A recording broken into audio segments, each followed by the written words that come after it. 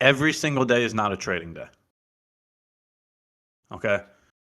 Yesterday was a phenomenal example of that. I was unable to make a bias yesterday. And let's review it now because we're still in the same scenario. So let's take a look. Everybody knows that when I'm creating a bias, I'm on the daily chart looking at swing highs, swing lows, and FVGs.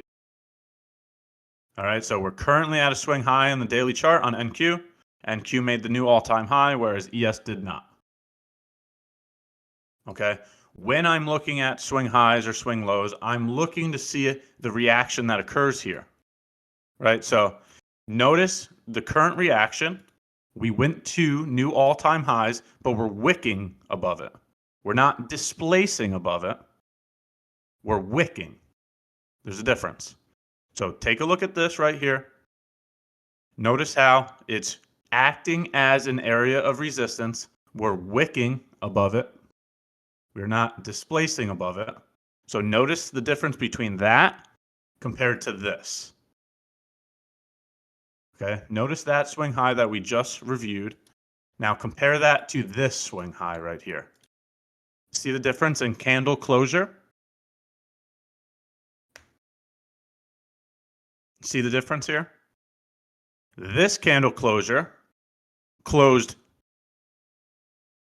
very far above the swing high, and it's creating an FVG.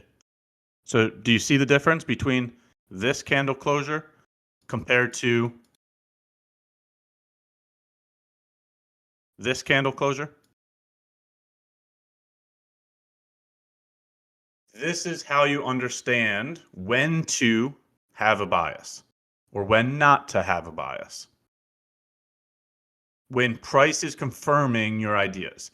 Your idea is the bias, right? You generate a thesis, a game plan, whatever you want to call it, by having certain concepts. Those concepts are going to the daily chart, looking at swing highs, swing lows, and FEGs. When we get to those locations, reviewing price to see what type of reaction happens there. The current reaction here is that we're getting rejected from new all-time highs. And while we're getting rejected from new all-time highs, ES has failed to make new all-time highs. Okay, so now you're talking about a bearish reaction to the swing high with a crack in correlation. Okay, all of that warrants a bearish bias. Okay, the issue that I'm having is the market structure. So yesterday, I was looking at bullish market structure heading into the market. Okay, yesterday we had this right here. This is still a bullish market structure because there's bullish SMT here at the lows at a location of a bullish FEG. Right, so having a bearish idea on the daily chart, but then coming to the hourly chart and seeing bullish market structure. Price does not confirm the idea of being bearish. So yesterday I was neutral. And I explained that beforehand. I explained that during my stream. And then the results to that were shown in the post-market analysis. So this is neutral. I would want market structure to be bearish at the location of a bearish bias with a crack in correlation. That would be a time to have conviction in a bias compared to what actually happened. So since I could not have any conviction in a bias, that's what's leading me to the last announcement that I was trying to get at. Not every day is going to be a trading day. You have to understand that you should only be trading when you can have conviction. If you do not have conviction in an idea, right, a bias or a draw on liquidity, just don't trade. Just stay on the sidelines. That's my last announcement, is that don't feel the need to trade every day. And once again, know thyself. Understand when you're capable of clearly identifying all your concepts versus when you're having difficulty doing that. If you're having any issues having clear conviction, do not trade. And so, market opens yesterday.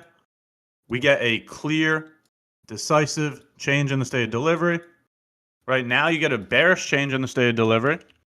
So now I'm thinking this is my line in the sand. This is my line in the sand for a bearish bias because the daily just swept a swing high and there's a cracking correlation. Now the market structure changed. And if we were actually bearish, we would find resistance from this location.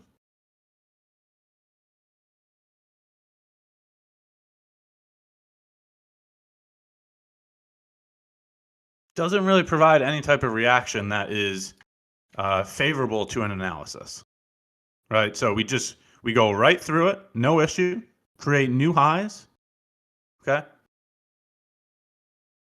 In fact, this just looks like consolidation, right? Because we're just sweeping the highs, sweeping the lows. This looks like search and destroy type of price action right here. So once again, there's no clear conviction. You get a bullish change in the state of delivery right here, right? When we close above this, that's a bullish change in the state of delivery. And then we run to new highs. Right after that, you then get another change in the state of delivery. This ran out the high. So once price closes below this, I would also call that a bearish change in the state of delivery. Purpose to this conversation is that there's no clear conviction. That's the conversation that I'm trying to have with you right now, is that I was able to be bullish to new all-time highs. It was very easy for me to be bullish because price was confirming all of my ideas. Now I'm at a moment in time where price is not confirming my ideas, so I want to stay on the sidelines. And so that was the conversation that we were having in general chat this morning, is that, hey, Matt, do you have a bias today? No, I don't have a bias, and this is the reason why. Price is not confirming my ideas. So heading into today, in terms of a game plan now, I'm still looking to gather more data. I have no clear conviction. Therefore, I'm okay with not having a bias. The information that I am looking for to generate a bias is right here. Price swept a swing high in the daily, right? New all-time highs. If ES does not sweep new all-time highs, that's clear Kraken correlation, right? ES would be the weaker pair because it failed to sweep new all-time highs. That would give insight to a bearish bias, and I'm waiting on a clear change in the state of delivery. Right? See, and once again, this proves my point right here. We're looking at bullish SMT at the lows, right? So there's nothing clear here. We're not getting decisive directional moves. Right now, we're just going sideways at all-time highs. We're sweeping the lows and we're sweeping the highs. Well, guess what? That actually makes sense. Why is that? Because the days leading up to an NFP, the days leading up to CPI, the day before FOMC, those are times in which they want to consolidate, take out the shorts, stop them out, take out the longs, stop them out. Let's stop out both sides. Let's just clear the deck so that NFP release could send it either direction it wants. We've talked about that many times. Leading up to those high impact news drivers, they like to consolidate to generate liquidity on both sides of the marketplace.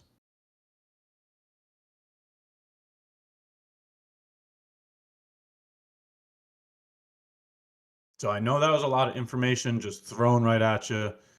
Overall, to recap the information is this. Starting from top down, here's the game plan. That way, everybody has a clear understanding. NQ took out new all-time highs. ES did not. So I need to see if that is bearish SMT on the daily chart.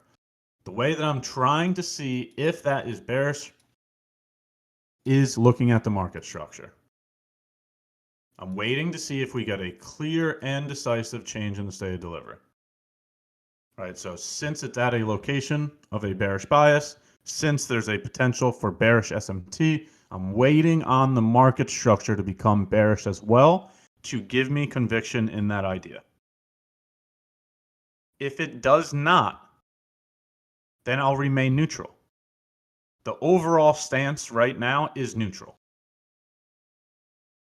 Not bullish, not bearish. I'm waiting for additional information. Once I get conviction in an idea, that's when I'll have a bias.